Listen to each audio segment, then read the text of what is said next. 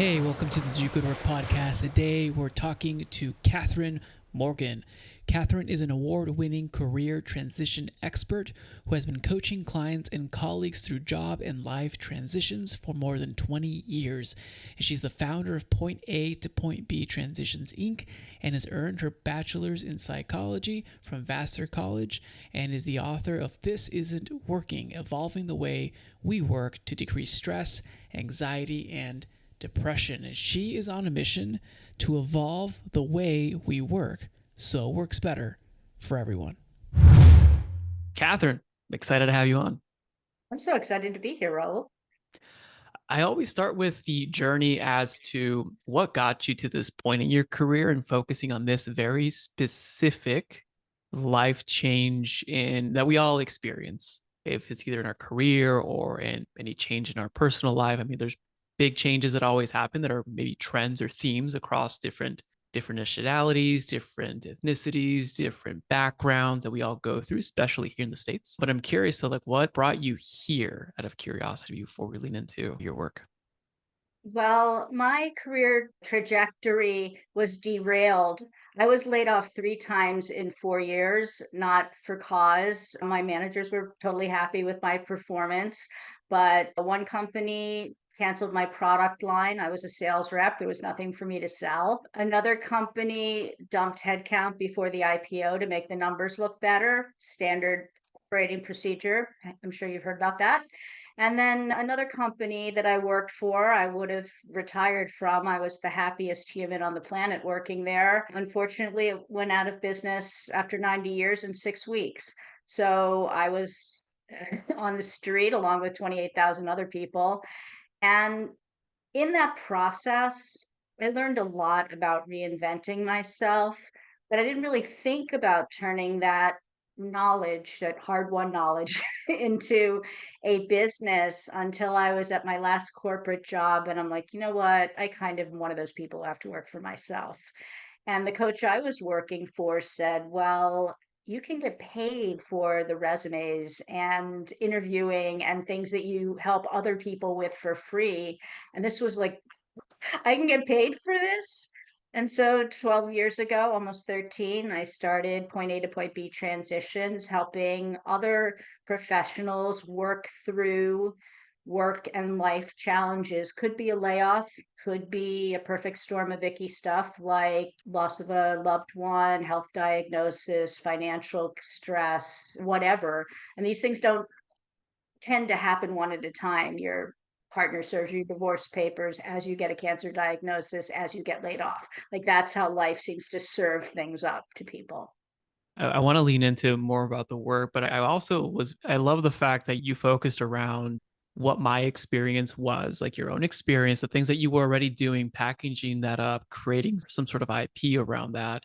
Can we talk about that? I think right now there's a huge trend with the creator economy. A lot of people are going to be either A, out of business due to AI that can write better content than some people who don't write content that's thoughtful. But two, I think the clear winners are those who have unique frameworks, unique IP, unique processes, spreadsheets, template, whatever it is that actually solves a real issue that we face. I'm curious to know your experience of packaging that up and how that process looked like for you. Well, my professional career was first half in financial services, the second half in professional services, working for the big consulting firms. So creating frameworks and content and training and, as you say, original IP is just a natural thing to me because that's what I was actually paid to do by the Big Four. So rolling into my own business and doing that wasn't as stressful as it might be for somebody who didn't have that background. And I know that some other people started their consulting businesses and then bought the business in the box by pick your expert and white label or directly teach their content. That's another way people can go if they're not comfortable with creating their own. And it's totally viable. In a perfect world, somebody's heard of X famous person, and that gets you up the know like a trust factor a little faster than Catherine Morgan creating her own content. But to your point, I have created a large body of work of how you work through the mental health challenges and just the mindset stuff, the identity, the negative self talk that anybody in any kind of career transition will experience. Experience goes through. I completely, I'm in alignment with that, of course. I think I've experienced that as well. But I also just wanted to highlight for our listeners too, like as you listen to this and you're saying, what experience do I have? What value can I contribute that solves unique or very special and important problems for other people? Maybe looking at your own experiences and say, hey, how do I package this up to create my own content or my own proprietary IP, a process, whatever. And when you do that, then you have a unique solution to the marketplace. And I think that helps you stand out, which I think you're doing here with point A to point B, Catherine. Let's dive into the work because I mean the trends in the last, I don't know what, 9 months, 8 months, 12 months, the quiet quitting, the resignations. Now it's like loud quitting. Now it's I take 5 jobs to work part-time in big tech and I get salaries from all of them. And there's all these different things that are happening. But at the end of the day, I think we're going through a massive change, different disruptions in the marketplace, different technologies that might be taking over some roles that we might have coveted in the past. Talk me through a little bit more about your process, and maybe we can hinge on some like real things that people face and how to solve them. Yes, if someone is having a strategy session with me to discuss if we should be a fit to work together, I set the container with whatever you thought the rules were 2019 previously. 2020 and 2021 blew up all the rules. The only answer is there Yeah. are no rules for career transition. So I find that any professional can create more or less whatever they want within reason. Like, I'm not going to be a ballet dancer. Like, so Yeah. within reason, something that more or less matches my skills and my personality, my background, and my energy level, and in. Yeah, you can create it. So I have people come to me and say, I'm super excited about AI. AI is going to Mm-hmm. revolutionize call centers and how we escalate tickets. Okay, so AI is going to revolutionize that and it's going to take level one and level two over, and then we'll use real humans for the more human need. That's great. And this client wanted to play in that space, but he's like, but I don't have any experience. I'm not a coder. I'm not the usual negative self talk. And I Mm-hmm. said, but this is brand spanking new. And you're not going to get aced out by somebody with 10 years of experience of AI in call centers. You have Mm-hmm. experience running call centers. Why don't we just add your interest in AI and start curating content and having conversations with people and Mm-hmm. publish a little bit of stuff and basically put a flagpole in the sand that you are interested in this topic and you're exploring it and you're an intelligent operations person. And of Mm-hmm. course, he's now working as the operations director at a AI firm. So, you can create whatever you want, even if you don't think you have the exact skills, because your brain's going to serve up a bunch of reasons that you can't make that happen, but you Yeah. actually can. The negative self-talk. And so that's one thing to break through into a new emerging field or leveraging what you're known for. It's actually an interesting stat. One of my buddies, he runs a podcast company, and his main ethos or his purpose is that the more you're seen by the marketplace, the more people will look to you as an expert or thought leader as that specific topic. If you obviously present yourself, and yeah, like the whole nine of talking, knowing what you're saying. But the gentleman who the case study was, he interviewed a bunch of people for this new topic or industry he wanted to be a part of. And after about 9 months, instead of him talking to the experts, the experts were talking to him. It flipped because now they're asking him about specific questions, and then he's giving answers based on the knowledge base that he's created because of that. And the market now sees him as an authority. That's not to say it takes 9 months to do this. Obviously, whenever you transition to a specific career or a new niche, it does take time to build that ground, and it may take longer than 9 months. Just be honest with that. But I think it's important what you're saying is like, where are you going to plant your flag on the ground? And how does it align one with your strengths? How does it align with what you've done in the past? And how are you leveraging that to catapult forward? Or if you're starting from scratch, what are the skill sets or the knowledge base that you need to develop on how to accelerate that growth? So I think that's what you're mentioning here when it comes to looking at another grass that you want to go in terms of industry, right?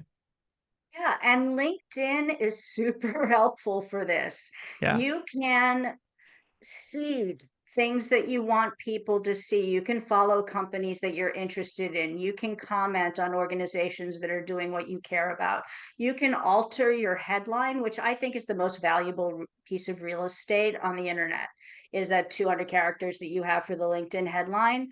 If you nail that, it is the doorway into a bunch of new opportunities from my Mhm. perspective.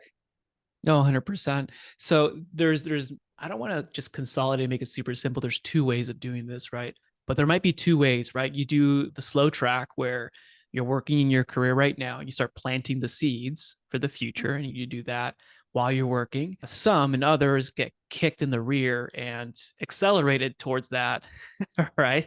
Through being let go, changes or layout. Like, can we lean into that? Is into like those both experiences, because I know that the first is like, oh, I want to play it safe. I want to make sure that we do it well. I want to make sure that the new career, the new trajectory pulls me out of my current thing.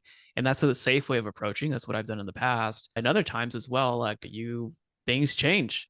And when things change, you got to go now. And sometimes it feels like it's rushed and not too early, but that might be the best time. All right, let me address both of those. So the first one is, this isn't new, especially probably to your audience, but you can try something on the side. You can have the side hustle and be building something on the side, checking for viability, figuring out who your audience is, testing your messaging, testing your pricing, your packaging, your go to market, everything, and be experimenting, failing, iterating while you still have said corporate job paying your bills, which is the smart and the optimal way. If you can do it that way, if you have the energy level and the bandwidth, you're not getting crushed at work. If you could do that, would be optimal. And for sure, I would recommend it. Don't Yeah. upend your life if you don't have to. To your second prong, if you're shown the door and saying thanks, you have to do something. So you may opt to have a job portfolio, which is what I call Mm. it, where you're doing a couple different things. There's usually something that you can do that people will pay you for. It might not be sexy, but it's probably in your genius zone and you can Mm. do it and get paid for it. You might be good at QuickBooks. You might be good at writing copy. And I'm going to push back and say, I think writing compelling copy maybe just got more important because AI may genericize everything, and to be It'll able to build. genericize people who can't write good copy, but I think those who can will rise above. So you are right on Yeah, that. we're going to have to cut through the noise because getting people's attention is really difficult and Mhm. you have to be relevant. That's a different conversation. But the people who feel like they have to or want to start a business, the first question I would ask at the decision diamond is, are you an entrepreneur, or are you just buying into the nonsense that everybody at a certain professional level should work for themselves? Because Mm. I've worked for myself for 12 years. It's the right decision for me, but I could sell you either way any given day because I do Yeah. a lot of stuff in my business that is so not fun and so out of my genius zone. Yeah. So I could make any entrepreneur drool, and I've done this before. I'm just like, paid time off, world-class health insurance, Oh yeah. backup, not having to worry about payroll, not having to pay the vendors first and wondering how you're going to pay yourself. And anybody who's owned a business is like, "Mm." Yep. Yeah, no, that's a So key. It's a key thing. Do you have a framework of how people can discover if they're leaning towards working for someone else and being an entrepreneur, or working for themselves and being an entrepreneur? And that's a great point because there often is a way that you can take charge of your career and reorient your job within your current situation if you more or less like the company and you more or less like your colleagues and you more or Yeah. less would like to stay there. Especially the newer workers don't understand that sometimes you can change the conversation and be seen as the right candidate for different opportunities. So don't ignore that. But if you want to start your own business, honestly, I send you to my friend Carol Roth, the New York Times bestselling author of The Entrepreneur Equation. She wrote Mm. the book on how to decide whether you should start a business or not. Just go buy Carol's book. No, I hear you. It's a good framework. I think one other thing too, like if you're working in your own company right now, and we'll dive into the change and career transitions, but if you're working at a company right now, I'd love to get your thoughts and maybe how you've worked with others in the following statement, which I detest, is that everyone's replaceable. Ooh, now you hit And I do a rant about human capital being a terrible term because we Yeah. didn't need to equate real living humans with something that was either money or an investable resource. We're taking the human out of that. Yeah, everybody's replaceable. That's why I don't like the word. Everyone's replaceable. I hate that term. Just like I hate the term human capital because it seems to take the humanity out of it. And I don't like the term being made redundant because I don't think anyone wants to feel that way, whether you are or are not.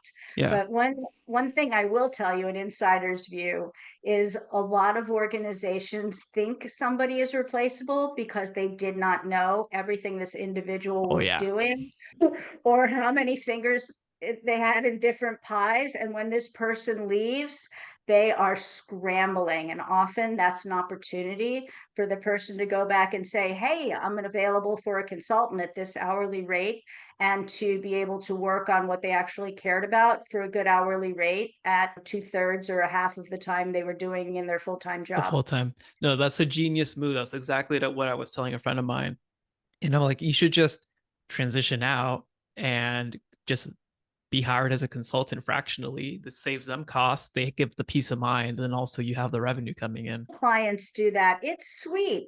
They already know how to navigate the organization. They've been Yeah, successful there. They know the systems. They're just tired of being overworked and underappreciated.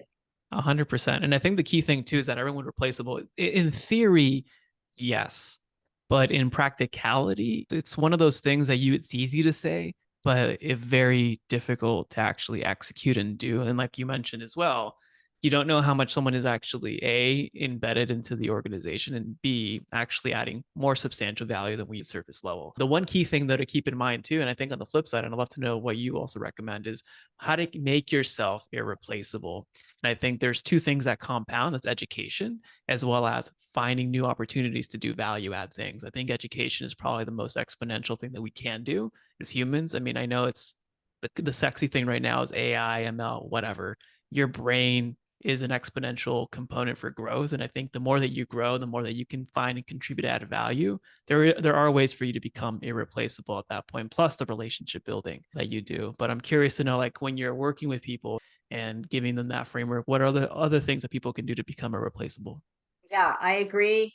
Networking within the organization. I agree. Keeping your knowledge up to date, exploring. I agree. Raising your hand for new opportunities.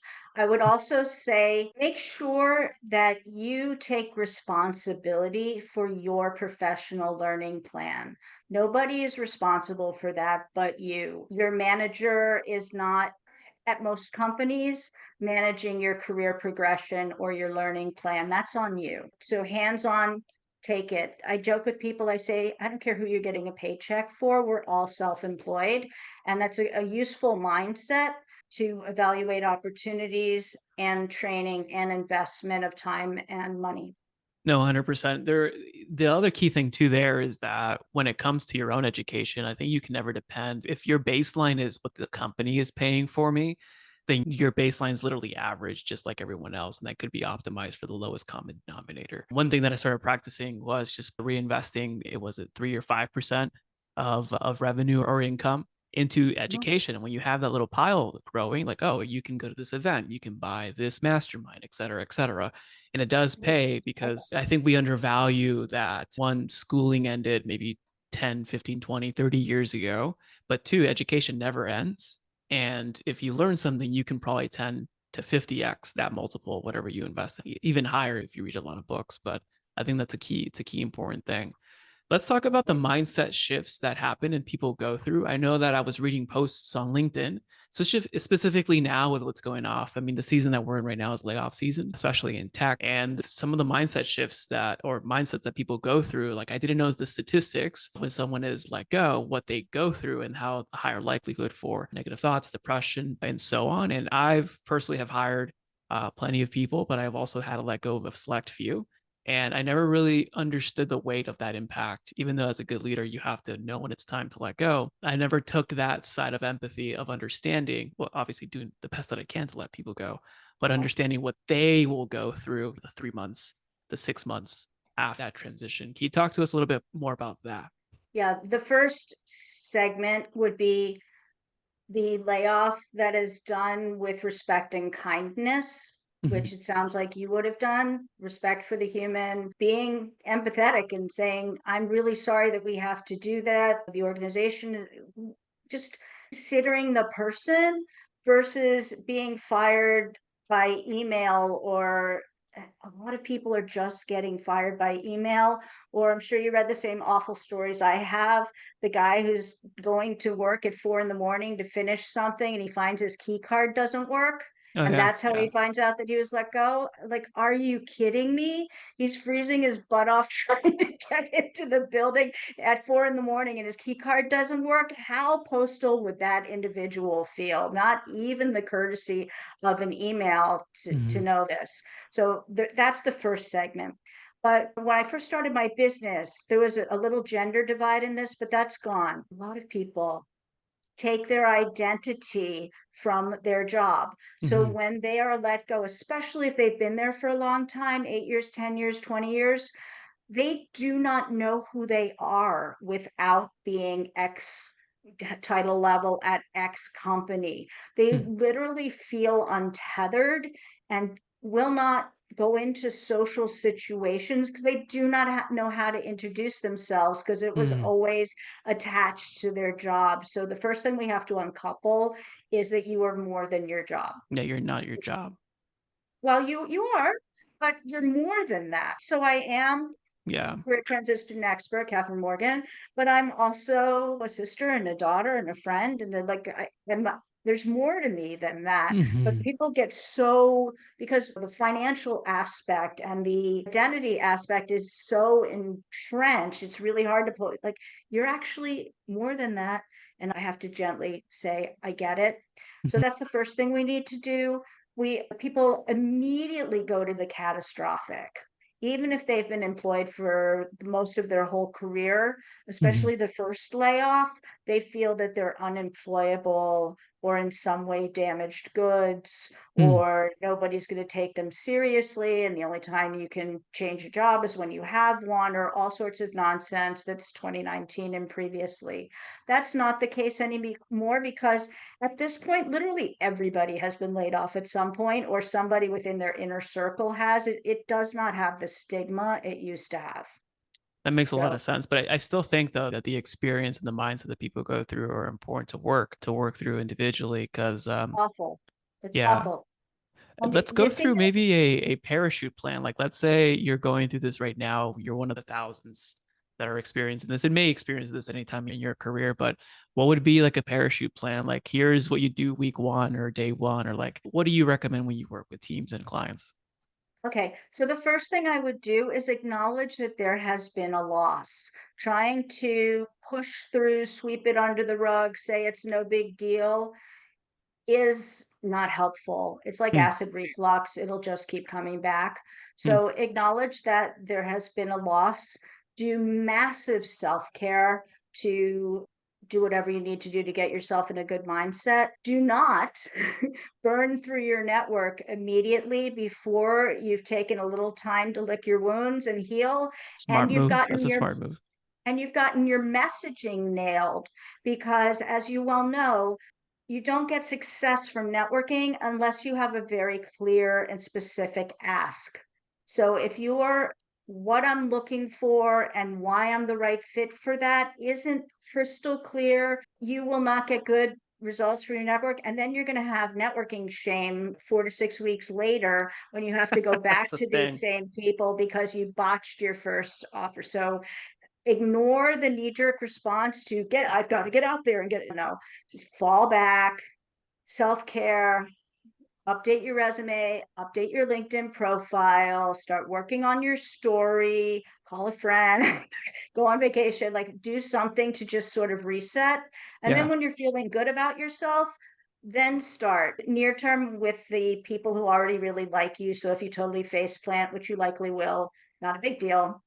And then go out more broadly with a very specific ask because that's how you get results.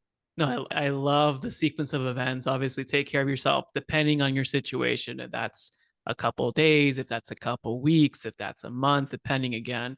But I love that you mentioned before you actually go out and get busy again with other networking groups, if you're going to meetups, if you're going to events, if you're going Zoom calls, make sure that you actually have clarity as to what you're going to be doing next. And I think that's a very wise, like a very wise tip. Because I think sometimes, like the need for me, I'm always go. Sometimes you forget to like, hey, we got to actually build the parachute while you're going at the same time. That's interesting. When it comes to these seasons and the changes, I mean, this is a season at the time of this recording. There will be more seasons. What other tips can you leave to the viewers when there are changes? Is it a similar framework to the laid off situation, or what would be like a basic protocol that could be adaptable to any life or career change? I would say a couple things. One, no matter how locked down your brain is, there are always possibilities. So if Mm, you can't see them, likely somebody else can see them, but you have your blinders and you can't see past them. So if you're sort of spinning and can't figure out what your options are or how you might map your plan forward to get to where you really want to go, to somebody else, talk to a bunch of people, just brainstorm. Hey, you know me for years. What do you see me doing? I have no idea what I want to do when I grow up. What should I what do you think my best skills are? Where do you see me fitting? You might get some great information. So, not to crowdsource your life, but if you're looking for mhm, ideas, that might be helpful.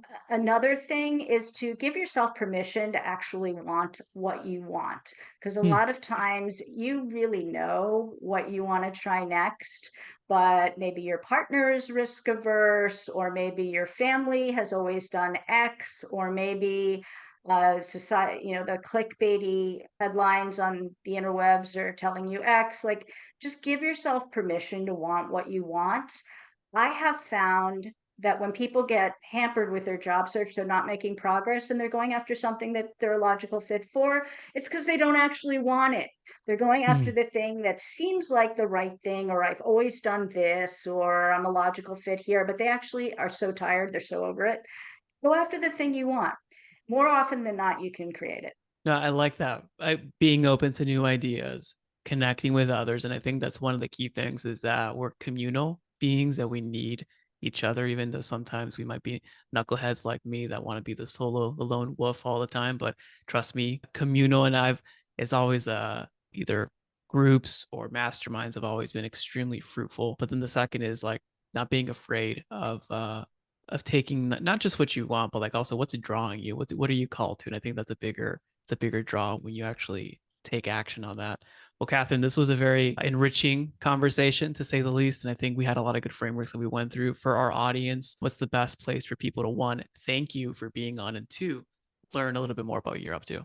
Well, I'm very active on LinkedIn, so you can find me on LinkedIn and take a look at my website, point A to point B transitions.com. Wonderful. We'll put that link in the show notes. And Catherine, thank you again. Thank you. If you found value in today's podcast, please consider sharing this with someone that you believe could also benefit from this episode. You never know, you may be the catalyst that opens them up to a new way of operating their business and experiencing life. As always, it's an honor to be a small part of your journey. This is Raul Hernandez. Do good work.